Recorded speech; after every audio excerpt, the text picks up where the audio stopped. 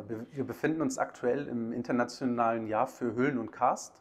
Und normalerweise ist das so, dass internationale Jahre ausgeschrieben werden, um der Öffentlichkeit ein Thema näher zu bringen, was von hoher Relevanz ist, aber eigentlich in der breiten Bevölkerung noch nicht so wichtig oder noch nicht ganz deren Einfluss verstanden. Bei Höhlen und Karst fängt es wahrscheinlich schon beim Begriff Karst an. Der definiert eine Landschaft, die dadurch charakterisiert ist, dass sie einen hohen Anteil an Kalkgestein aufweist, also zum Beispiel Dolomit und Gips, und dass der Wasserhaushalt größtenteils unterirdisch ist. Wieso ist das jetzt wichtig? Also das bedeutet eben, dass Karstgesteine oder Karstlandschaften sehr, sehr wichtig sind fürs Grundwasser. Und wenn man jetzt die Situation auf Luxemburg projiziert, sieht man auch, dass ein Großteil unserer Landschaft auch eben Karst bedeutet und wir deswegen auch einen großen Grundwasserhaushalt bei uns im Land haben.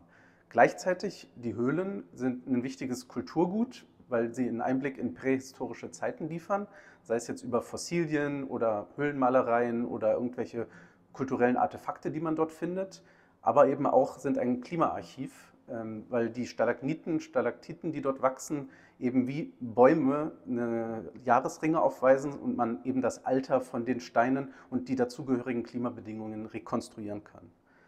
Nicht zuletzt sind eben Höhlen aber auch und das Grundwasser Lebensräume für eine Vielzahl an Tieren und da kommen wir als Museum ins Spiel unter anderem. So hat die Abteilung Zoologie eben aktuell 3 große Forschungsprojekte, die sich mit dem Thema Höhle und Grundwasser befassen.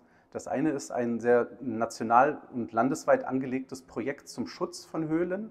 Also wir wollen verstehen, wie die aktuellen Bedingungen in den Höhlen sind und wie deren Erhaltungszustand über ganz Luxemburg sich vollzieht. Und dafür monitoren wir eben die Höhlen landesweit, um dann in 4, 5 Jahren der Europäischen Kommission einen Bericht zu übergeben, um zu sagen, die Höhle ist besonders schützenswert, die eben eventuell nicht. Das zweite Projekt, was wir haben, ist eben eher faunistischer Natur, also eins unserer Kernaspekte auch am Museum. Wir beschäftigen uns mit der Grundwasserfauna, vor allem Grundwasserflohkrebse. Und dort hat eine Doktorarbeit bei uns zahlreiche neue Arten für die Wissenschaft entdeckt. Also nicht nur Erstnachweise für Luxemburg, sondern eben wirklich neue Nachweise für die wissenschaftliche Community. Und wir sind aktuell dabei, diese Arten wissenschaftlich zu beschreiben. Das dritte Projekt zu guter Letzt ist ein Atlas-Projekt. Also da geht es um die Verbreitung und Vielfalt von Stechmücken in Luxemburg. Und Höhlen sind ein bekannter Rückzugsort für Stechmücken über den Winter. Und das hat jetzt natürlich auch gesundheitliche Relevanz, weil viele Stechmücken auch bekannt sind als potenzieller Vektor für Krankheiten, sodass es eben wichtig ist zu wissen, welche Stechmücke in welcher Höhle vorkommt, um dann eben auch dort Maßnahmen zu treffen. Hier sieht man einen Vertreter der Gattung Niphagus, also das sind Grundwasserflohkrebse oder auch Höhlenflohkrebse genannt.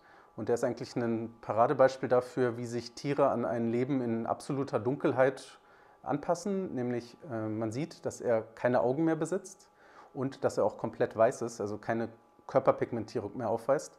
Und das sind beides typische sogenannte Troglomorphien, also morphologische Anpassungen an ein Leben, was ohne Licht auskommt.